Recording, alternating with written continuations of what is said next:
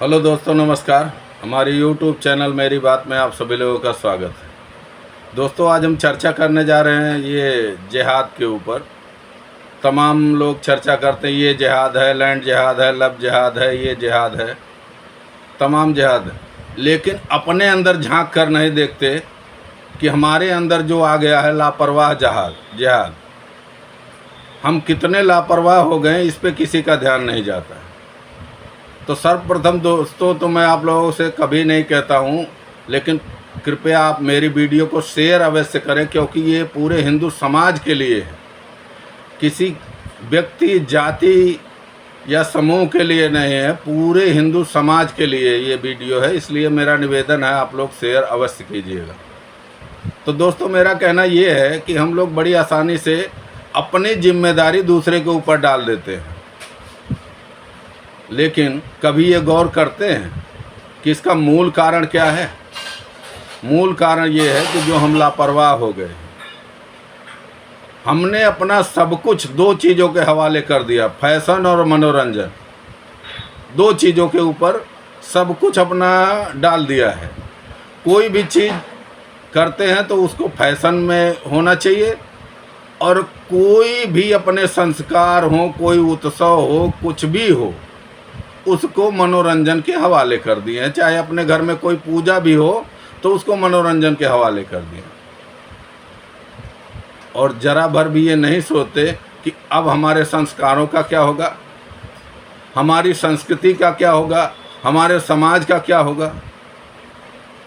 क्योंकि जब हम जड़ से जुड़े ही नहीं रहेंगे तो जरा सी हवा कोई चलेगी, वो हमको उखाड़ के लेके चली जाएगी। हमारी जड़ें जितनी मजबूत होती हैं, उतना ही हमें हिलाने में दूसरे को परेशानी होगी। आप लोगों ने कहावत सुनी होगी कि कोरे कागज़ पे तो कुछ भी लिखा जा सकता है, लेकिन अगर पहले से कुछ लिखा होगा तो उसे मिटाने में भारी श्रम करना पड़ेगा। तो हमारे आपके घर के जो बच्चे हैं, उनमें क्या कोई संस्कार है, कोई संस्कृति है, अपने धर्म के बारे में कोई जानकारी है, अपने त्योहारों के बारे में कोई जानकारी है, हम मंदिर क्यों जाते हैं इसकी जानकारी है? बस मंदिर गए, प्रतिमा के सामने जरा सा सिर झुका और चले आए। अगर उन्हीं से पूछ लो कि देवी माता के 9 रूपों के नाम क्या है, तो वो नहीं बता पाएंगे। तो जब बेसिक जानकारी ही नहीं रहेगी तो कोई भी व्यक्ति तुम्हारे धर्म पे उंगली उठाएगा, वो डिफेंड ही नहीं कर पाएंगे और उसके तरफ आकर्षित हो जाएंगे।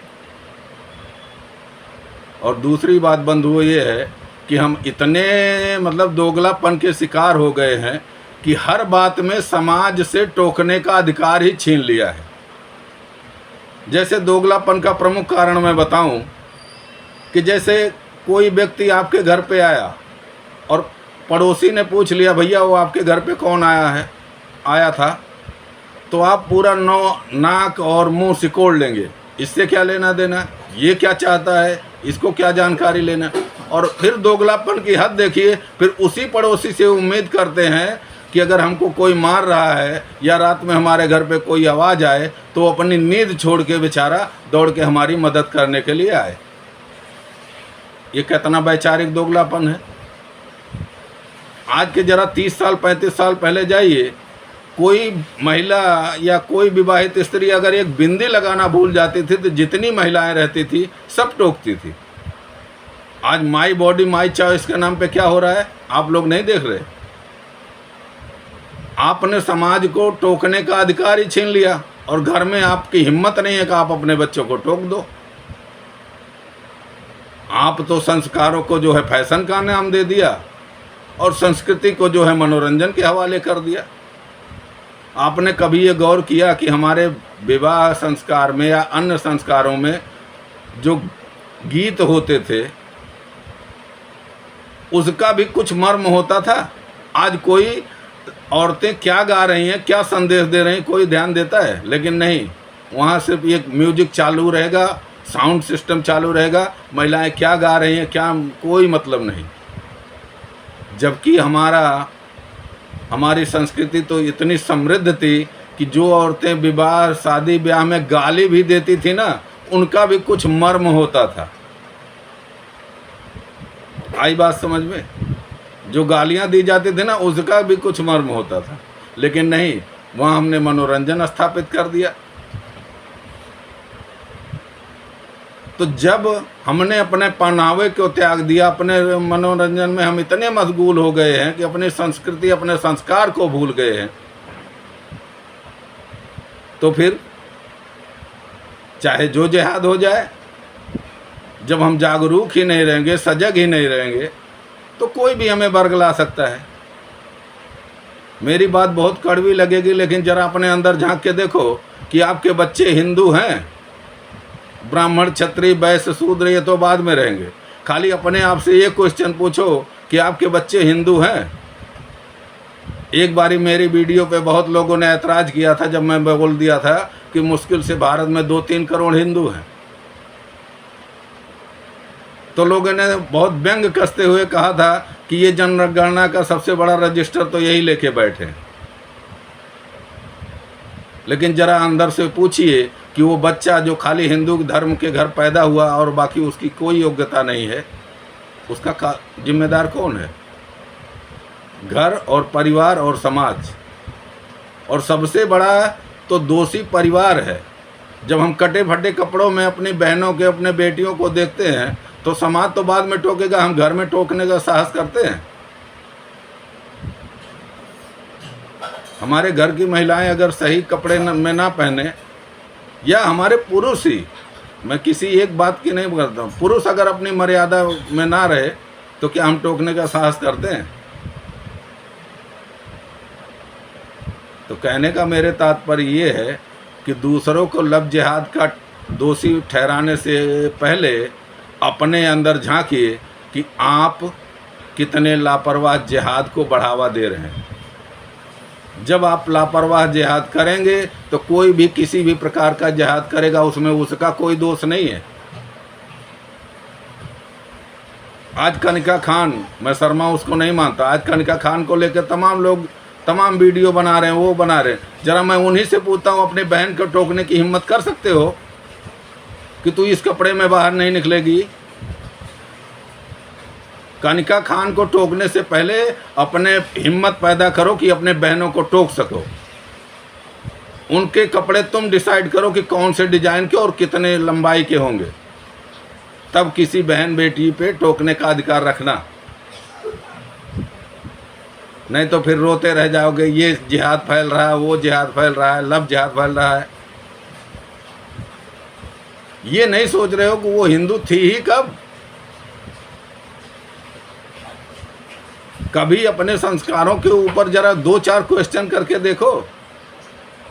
ब्राह्मण लड़के को बुलाओ और उससे बोलो कि 2-4 जरा सामान्य से क्वेश्चन पूछ के तो देखो, पता चल जाएगा। तो कहने का मेरे तात्पर्य ये है कि जो भी तुम्हारे साथ घटित होता है वो तुम्हारे लापरवाही के कारण, ना कि किसी की होशियारी के कारण।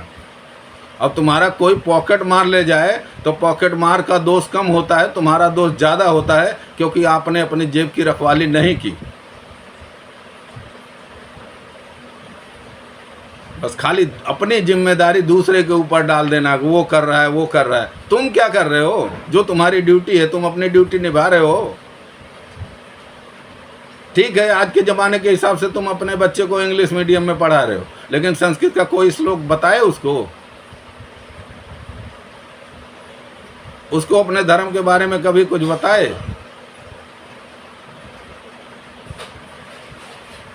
तो इसलिए कोई भी अब्दुल, कोई भी सुलेमान, किसी के घर कुछ भी कहीं से भी अगर वो करता है तो मैं इसको उसके दोषी मानने के बजाय मैं उस हर व्यक्ति को दोषी मानता हूँ जो अपने प्रति सजग नहीं है। आपने रामायण सीरियल देखा होगा, उसमें एक पर्दे के पीछे एक सॉन्ग चलता है जब कुंभकर्ण को जगाते हैं। तो क्या सॉन्ग चलता है, जरा उस पर नज़र डालिए कि जो सो रहा है उसको तो जगा रहे हो, लेकिन जो जाग के सोया हुआ है उसको कौन जगाएगा? तो हिंदुओं, अपनी भूल सुधारो, अपने अंदर जो जिहाद पल रहा है उसका इलाज करो। सारे जिहाद का इलाज खुद हो जाएगा। दूसरे को दोष देने से अच्छा है कि अपने अंदर झांको। आपको किसी मुसलमान ने रोका कि आप ये कपड़े मत पहनो? आपको किसी मुसलमान ने ये कहा कि आप मंदिर मत जाओ, या अपने बच्चों को धर्म की शिक्षा मत दो, या एक धर्म मजहब में क्या अंतर है वो उसकी शिक्षा मत दो, वो मत बताओ? लेकिन नहीं, बस अपनी जिम्मेदारी नहीं निभाना है, दूसरे के ऊपर डाल देना है। तो मेरा सभी हिंदू धर्म के अनुयायियों से निवेदन है कि आप लोग इस बात को पहचानिए, अपनी गलती को मानिए और अपने जीवन से फैशन और मनोरंजन को एक सीमित मात्रा में कर दीजिए, सीमित मात्रा। नहीं तो ये दो चीज़ें तुम्हें खा जाएंगी और तुम्हें पता भी नहीं चलेगा। तुमको चारों तरफ से इनकी कुंडली हो चुकी है, बस तुम्हारे प्राण लेना बाकी है। ये सो तुम्हें कुंडली में अपने कसते चले जा रहे हैं। फैशन और मनोरंजन, इसकी एक सीमा तय कर दीजिए। नहीं तो हम एक सीरियल देखे थे, नारद जी इंद्रदेव से कहते हैं जो मनोरंजन में अधिक डूब जाता है उसका विनाश होने से कोई नहीं बचा पाता। तो मनोरंजन में मत डूबिए, जो भी उपयोग कीजिए अपने समाज के हित के लिए काम कीजिए। अगर एक फेसबुक पे कमेंट भी कीजिए ना, तो अपने समाज को जो हित पहुंचाता है वो कीजिए, अपने धर्म को जो हित करता है वो कीजिए। जिस भी चीज़ का उपयोग कीजिए अपने हित के लिए कीजिए, अपने समाज की भलाई के लिए कीजिए। तो इतना ही कहना चाहूँगा, वीडियो बहुत लंबी हो जाएगी, लेकिन मैं इतना ही कहना चाहूँगा कि आप लोग जो भी सो रहे हो ना, जागिए और अपने ऊपर ध्यान दीजिए कि हम में गलती कहाँ हो रही है। कि कोई हमको आसानी से शिकार बना ले रहा है और हमको पता भी नहीं चल पा रहा है। चाहे कोई लड़की जाए चाहे लड़का जाए, कोई भी अगर भटकता है तो उस समाज की गलती भी होती है थोड़ी बहुत, उस बच्चे की भी गलती होती है, और सबसे बड़ी गलती उस परिवार और उस ख़ानदान की होती है जो उसको कुछ बताया ही नहीं है। जिस शहर में वो अनभिज्ञ होगा वो किसी भी गली में भटक जाएगा, और जिस शहर का उसे नॉलेज होगा उसे अगर कोई गलत रास्ता बताएगा तो तुरंत उठ के खड़ा हो जाएगा, भाई मेरे को उल्लू मत बना, मुझे पता है ये गली किधर जाएगी। जय हिंद, जय भारत।